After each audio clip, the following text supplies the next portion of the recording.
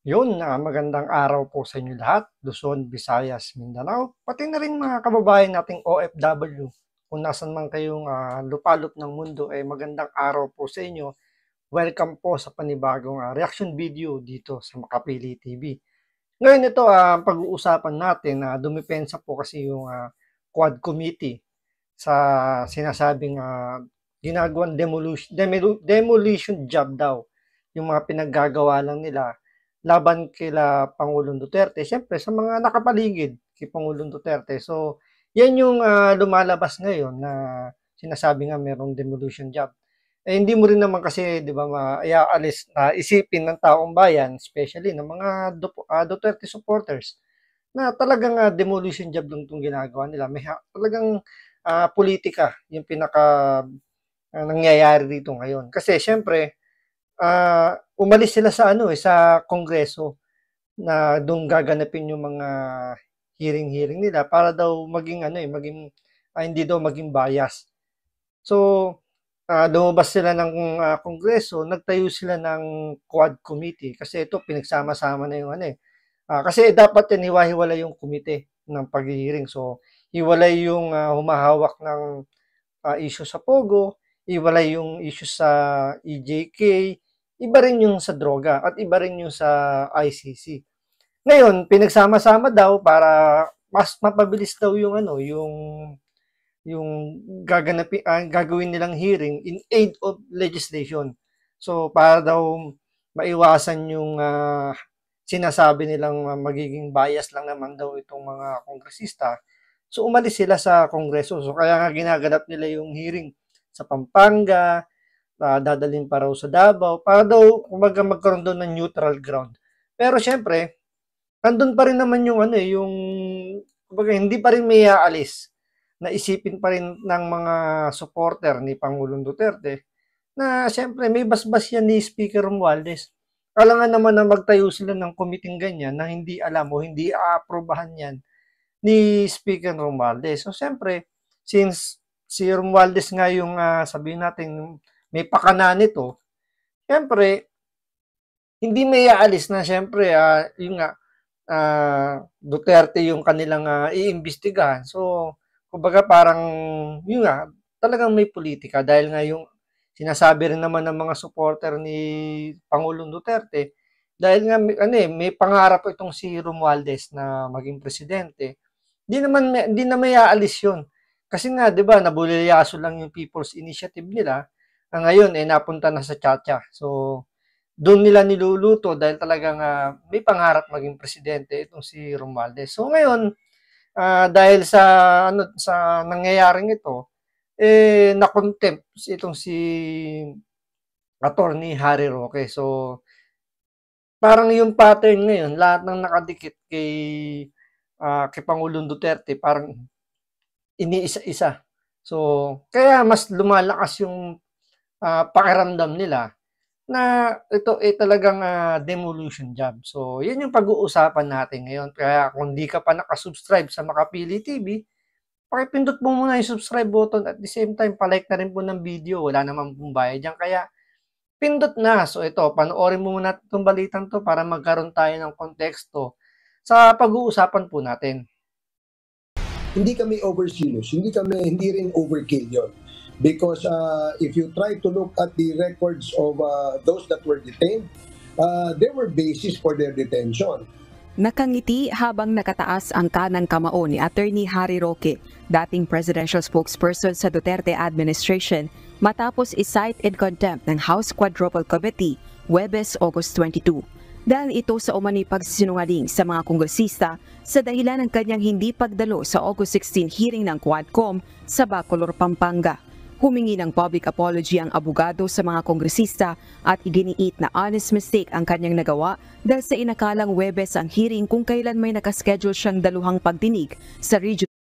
So, yun yung naging paliwanag ni Harry Roque. Bakit siya kinontempt?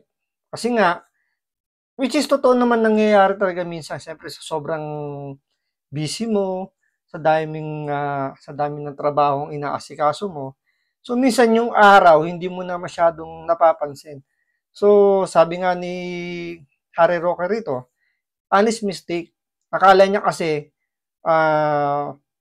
Biyernes yung meron siyang hearing ng Biyernes. So Thursday pa lang nagpaabiso na siya na hindi siya makakarating dahil nga meron siyang asikasuhin sa korte. Yun nga lang nung nag-double check kasi tong mga alipores ni Tamba, nalaman na wala palang schedule si Attorney Harry Roque. So wala siyang schedule sa mga hearing sa korte. So kumbaga mas parang inisip nila talaga na nagsisinungaling itong si Harry Roque at umiiwas lang sa committee hearing ng Quad Committee. Pero nagpaliwanag nga rin dito si Harry Roque at nag-public apology siya. Sinabi nga niya na it's a honest mistake lang. Kasi kung talagang wala naman daw siyang planong umattend or isnabin yung Quad Committee, sana raw hindi na siya umattend dun sa mga nakaraang hearing na inimbitahan din siya. So dahil nga umattend naman siya doon sa mga ibang araw nung hearing, kaya nga sinasabi niya, kumbaga, hindi naman siya tatanggi para umattend. Talagang it was an honest mistake lang daw. Pero syempre, gigil na gigil yung mga adipores ni Tamba dahil nga syempre bumabanat din to si Harry Roque sa SMNI pag siya yung nagiging host doon. Binabanatan niya rin tong mga kongresista, mainit sa kanya. So sinampulan siya. So sinight and contempt siya. So para makabawi man lang yung mga kongresista, pero 24 hours lang naman pala yung pagkakakulong niya sa detention cell ng Kongreso. So alam naman natin na kapag detention cell ng Senado or ng Kongreso, parang hotel yan, hindi yan yung parang kulungan na iniisip natin na kagaya ng mga nakakulong na preso. Hindi po. Aircon pa po yan, mga opisina kasi hindi naman totaling kulungan talaga yun. Parang kwarto lang din yun na, siyempre, bantay sarado ka, hindi ka pwede lumabas. Pero siyempre, naka-aircon, malamang may TV pa sa loob, and pwede ka naman dalang ng pagkain, di ba? So, kung 24 hours lang, so, pwede ka lang matulog doon, ipagpahinga mo na yung sarili mo para kinabukasan, ilalaya ka rin naman. Trial Court sa Maynila. Mamayang alas 9 ng gabi, inaasahang makakalabas na si Attorney Roque dito sa detention facility ng House of Representatives matapos ang 24-hour detention na ipinataw sa kanya bilang parusa matapos i-cite in contempt ng Quadcom. Ayon kay Roque, hindi makatarungan ang kanyang 24-hour detention. Baka hindi makatarungan, kaya nagreklamo pa rito si Harry Roque. Siguro maganda yung facility, yung detention cell ng Kamara, kaya medyo nagreklamo rito si Harry Roque, bakit 24 hours lang? Siguro baka nagre-request siya rito, bakit pwede naman dagdagan nyo pa ng konti? Siguro kahit mga 48 hours para medyo mas ma-enjoy niya yung yung detention cells ng Kamara, dahil siyempre ayaw mo nun, habang nagpapahinga kami, bantay ka. So, hindi mo kailangan mag-utos, manunood ka lang ng TV. So, siguro, kaya yun na inireklamo ni Harry Roque, bakit 24 hours lang siya ikunulong. At pag-abuso ito sa kapangyarihan. Dagdag pa nito, maliwanag na panggigipit ito dahil sa politika. Subalit ayon sa Quadcom, ipinatutupad lamang nila ang panuntunan ng Kamara. Is this in aid of legislation? The committee has the power to contempt. If we feel that a witness or a resource person tries to tell a lie or evade questions by not telling the truth or misbehave or insults the committee, then merong kaparusahan yan. Which is totoo naman. So, siyempre yan, discretion pa rin naman nila kung feeling nila na sila o yung resource person nila is nagsisinungaling or binabastos sila or kung ano yung mga reason nila sa mga ayaw sagutin yung mga tanong nila. So, kapangyarihan sila. Kahit naman ng korte, hindi naman sila masita rin dyan. Kasi nga, ang nagiging reason nila dyan is in aid of legislation para daw makagawa ng batas. Pero kung panunuorin mo naman kasi yung hearing ng Quad Committee na yan, Parang hindi naman siya kasi in aid of legislation eh. So parang nangyayari diyan is public trial ang nangyayari. So dahil nga siyempre sila yung kumokontrol ng ng flow ng hearing. So hindi pwedeng i-cross-examine yung mga resource person na gusto nilang pagsalitain lang. So siyempre kung gusto nilang barain or alam niyo yun, i-cross-examine yung sa palagay nilang hindi nila bet. Tulad ni Harry Roque, siyempre Harry Roque ang leaning niya nandiyan kay Pangulong Duterte, siyempre abogado. So more on ipagtatanggol niya si Pangulong Duterte at kumbaga sasalagin niya ng matas yan. So dahil nga hindi nila bet bigyan ng pagkakataon si Harry Roque, so yun ang nangyayari. So nagiging public trial na yung ginagawang hearing ng Quad Committee na yan dahil nga naman hindi naman sila yung magde-decide kung guilty or not guilty yung taong sabihin nating yung kanilang iniimbestigahan, di ba? Unlike kasi pag korte, siyempre pag sinabi ng korte guilty, talagang kulong ka. So kailangan mo iapila. So dito naman, which is hindi naman nila sinasabing guilty, pero yun ang ipalalabas nilang guilty. Tulad yung nangyayari kay, di ba, kay Kibuloy. So, kahit wala pang utos ng korte, pero dahil gusto nilang palabas yung masamang tao, si Kibuloy, lumalabas na sa taong bayan, guilty na siya. So, same thing din dito kay Pangulong Duterte. Kung papapansin nyo, yung mga kinukuha nilang mga witness, talagang idinidiin, mga Duterte, especially si Pangulong Duterte, saka sila pulong, di ba? Hindi yan dahil overzealous kami. Pumalag naman ang dalawang chairperson sa House Quadcom sa aligasyong demolition job ang pagdinig na isinasagawa nila laban sa kampo ng mga Duterte. Binuo ang Quadcom para alamin ang posibleng ugnayan ng illegal pogos, illegal drug trade at extrajudicial killings sa Duterte's anti-drug war. And that's the reason. Isipin nyo, pinag-connect nila yung droga, yung EJK, tsaka yung yung Pogo. So lahat yung ikino-connect nila kay Pangulong Duterte. Unang-una, yung Pogo. Oo, si Pangulong Duterte nagbigay ng lisensya sa mga Pogo company. Pero ang tanong kasi diyan, saang administrasyon ba nagkaloko-loko yung Pogo? Saang administrasyon ba pumasok yung mga illegal na Pogo? 'Di ba? So ang nangyayari kasi, parang ginagaya na nga yung sistema ni Pinoy. Ano 'yun? Yung manisi, magturo na hindi nila kasalanan 'yon. Ano ba yung pinagkaiba ng Pogo noon sa Pogo ngayon? Yung Pogo noon, may lisensya. Binantayan ni Pangulong Duterte.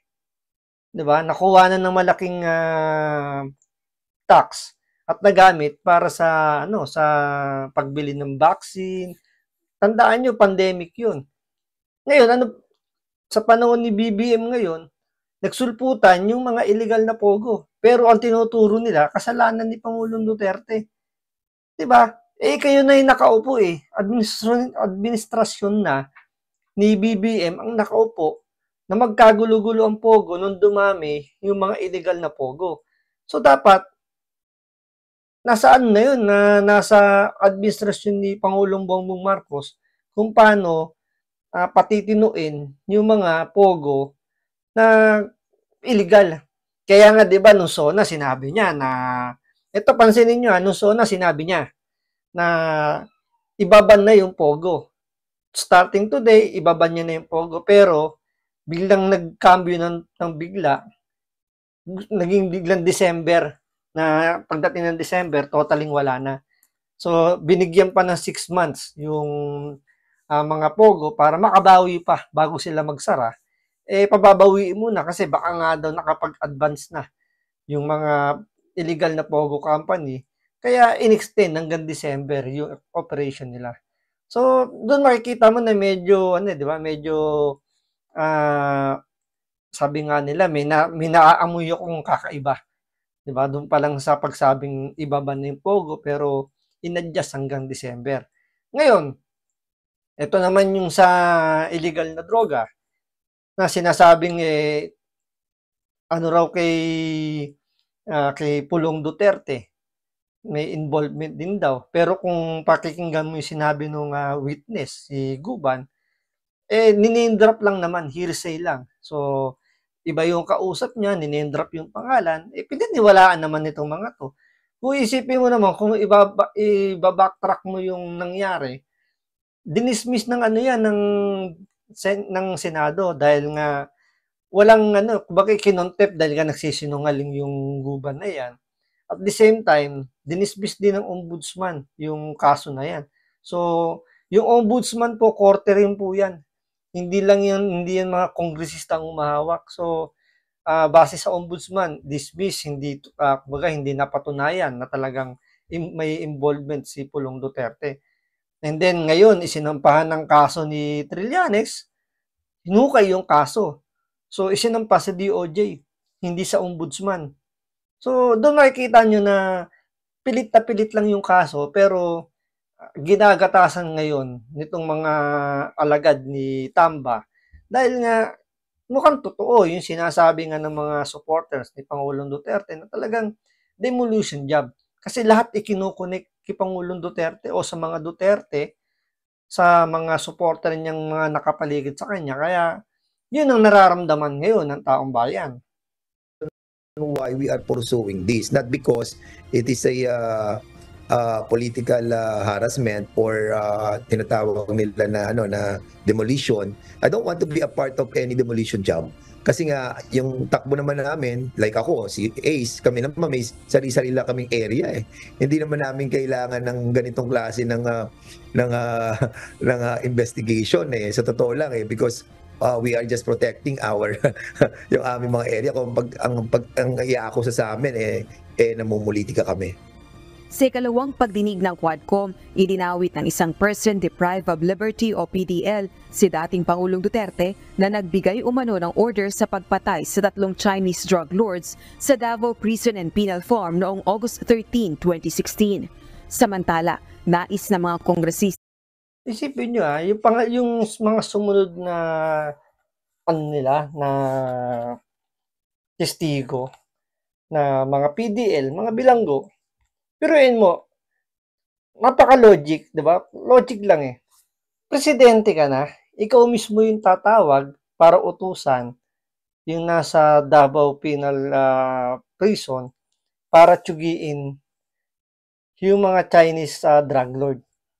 Di ba? Parang ikaw presidente ka, ikaw pa tatawag.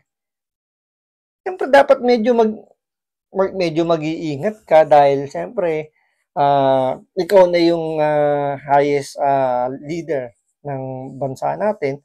So, hindi na basta-basta yung mga, let's say, sabi natin totoo, for the sake of argument, kung totoo man yung sinasabi nila, or talagang si Pangulong Duterte yun, bakit siya pa yung kailangan tumawag?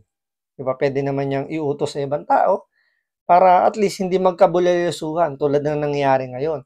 Ngayon, ang sinasabi nitong mga PDL na to, narinig daw nila kausap si Pangulong Duterte kasi kaboses daw. So, same thing dun sa unang testigo nila kay Guban, hearsay uli.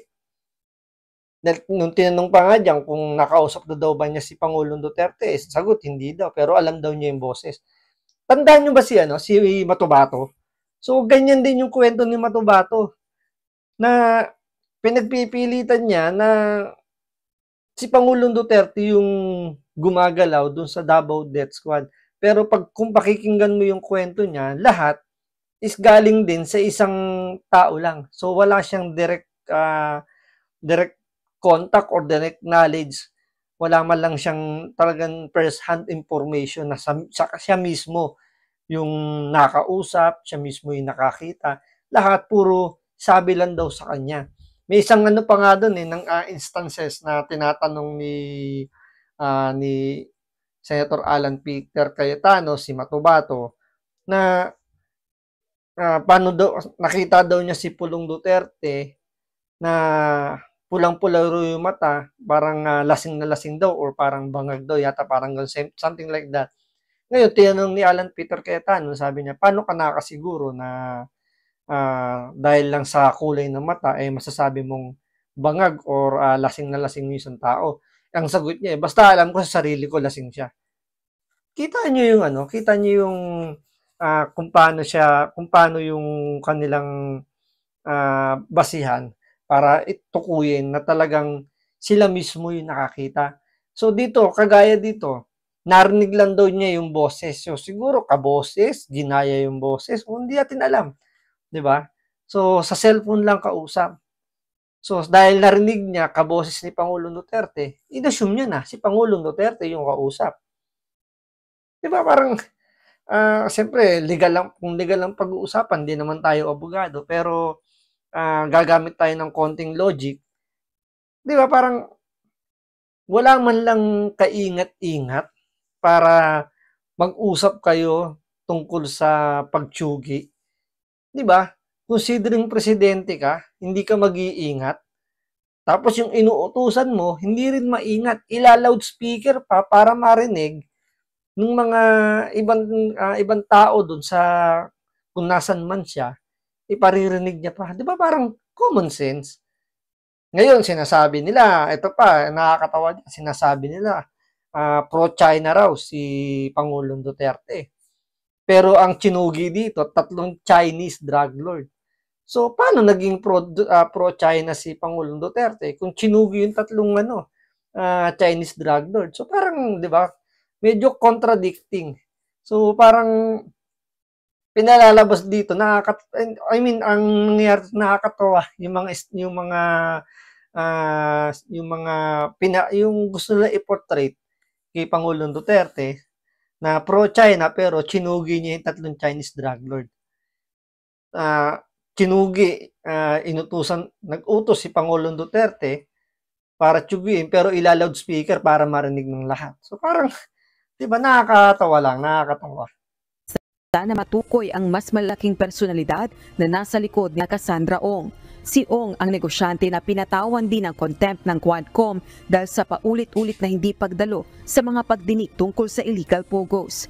Ito rin ang dahilan kung bakit dapat makaharap si Ong sa House Quadcom. Sino yung taong behind her? There must be somebody much bigger than her na dapat nating malaman. Kasi yung criminal. Diyan pumapasok si Harry Roque dahil may nakitang mga dokumento na andun yung pangalan ni Harry Roque. So, kita niyo yung talagang yung pattern na lahat i-connect. So, pwedeng i-connect, sabihin na lang nila na since dating spokesperson ni Pangulong Duterte si Roque, so may impluwensya. 'Di ba? Talagang ipipilit nilang i-connect 'yan kung saan man nila pwede makakuha ng pwedeng ibubutas. So, kaya hindi mo masisisi yung taong bayan na isipin na talagang demolition job to, politika lang yung nangyayari rito, politicizing, sabi nga ni BP Sara, 'di ba? Politicizing lang yung nangyayari ngayon. Sabi pa nga ni General Bato, ni Senator Bato de la Rosa, na itong yung mga dating pumapalakpak nung war on drug ni Pangulong Duterte, yung siya nakaupo. Pero ngayon, sila na ngayon yung sinasabi natin parang ayaw yung ginawang war on drug ni Pangulong Duterte. So, nakakatawa na yung mga ginagawa nitong, yung mga pautot para lang, alam niyo yun, siraan. Sabi nga ni BP Sara, di ba? Ang pinaka main purpose lang nito is palabasin na yung mga Duterte ay mga masasamang tao at yung nga mga corrupt. So tingnan natin kung ano pa yung mga mangyayari dito sa Quad Committee na to, kung meron na naman silang ilalabas na mga bagong testigo at kung dadalo si Pangulong Duterte dito sa hearing ito kasi ini-invite din nila para daw makapagbigay daw ng side niya. Pero ang sinasabi lang naman ni Pangulong Duterte, kung sa tingin ninyo malakas yung ebidensya ninyo na siya talaga yung pinaka-mastermind dyan, isampa nyo yung kaso sa korte at doon nyo sasagutin. Di ba? Napakasimple lang ng sinagot ni Pangulong Duterte. Hindi na kailangan ng ng Quad Committee na yan kasi nga hindi naman korte yan. So, isampan nyo yung kaso, haharapin nyo sa korte. So, tingnan natin kung ano yung mga mangyayari dito sa Quad Committee kung talagang mapipilit nila si Pangulong Duterte at kung meron silang ilalabas na mga bagong witness. So, yan ang aabangan natin. So, maraming salamat sa panonood. Ingat po kayo lagi. God bless.